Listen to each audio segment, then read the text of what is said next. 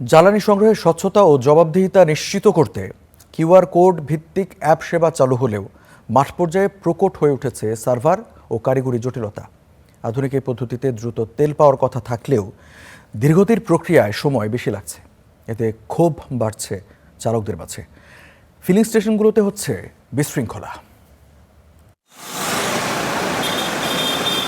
শুক্রবার মধ্যরাত থেকে শনিবার দুপুর রাজধানীর সড়কে থমকে আছে হাজারো যানবাহনের চাকা। ফিলিং স্টেশনগুলোর সামনে তৈরি হয়েছে দীর্ঘ গাড়ির সারি। প্রয়োজনীয় জ্বালানির অপেক্ষায় থাকা এই অন্তহীন প্রতীক্ষায় নষ্ট হচ্ছে শত শত মানুষের কর্মঘণ্টা।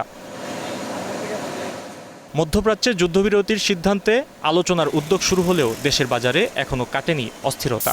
দীর্ঘ সময় লাইনে দাঁড়িয়েও কাঙ্ক্ষিত জ্বালানি না পেয়ে সাধারণ গ্রাহকদের মাঝে বিরাজ করছে তীব্র ক্ষোভ ও অনিশ্চয়তা। এই দেখেন, এই গাড়িগুলো সিরিয়াল ছাড়া এই যে দেয়াল নিতে আছে, মনে করেন এই লাগে আমাদের দেরি হইতেছে অনেক। তেলের যারা পাম্প আছে ওরা চাইতেছে তেলের দামটা বাড়াইতে। সরকার এটা দাম বাড়ায় না, এটা ভালো করছে। আমার মতে আরও 2 টাকা দাম কমানো উচিত, যাতে ওরা আরও ফ্যাসাদে পড়ে। এই সংকট ও ভোগান্তি লাঘবে বাংলাদেশ পেট্রোলিয়াম কর্পোরেশন বিপিসি চালু করেছে অ্যাপের মাধ্যমে জ্বালানি সংগ্রহের নতুন পদ্ধতি। আধুনিক এই ডিজিটাল সেবা নিয়ে গ্রাহকদের মাঝে দেখা দিয়েছে মিশ্র প্রতিক্রিয়া। তেলের প্রাপ্তি নিশ্চিত হলেও কারিগরি ও ডিজিটাল জটিলতায় অনেককেই পড়তে হচ্ছে বিড়ম্বনায়। কিউআর কোড স্ক্যানের মাধ্যমে অল্প একটু সিরিয়াল ছিল, বেশি একটা টাইম লাগে নাই। আর সিরিয়াল তার মধ্যে 500 টাকার দেয়, আর কিউআর কোড স্ক্যানের মাধ্যমে 1000 টাকার তেল পেয়েছি। অফিস টাইমে সার্ভারটা একটু ডাউন ছিল, 2-1বার ট্রাই করার পরে হয়নি। এটা অনেকেই হয় কি সার্ভার ডাউন থাকে না, আবার অনেক সময় থাকে।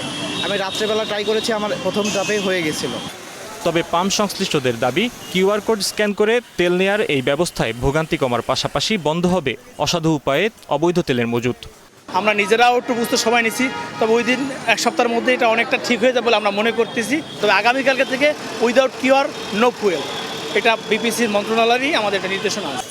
প্রাথমিক পর্যায়ের সার্ভার জটিলতা কাটিয়ে উঠতে পারলে অনলাইন এই পদ্ধতি দীর্ঘমেয়াদী সমাধানের পথ দেখাবে বলে মনে করছেন সংশ্লিষ্টরা। Fahim Yusuf, star news, Dhaka.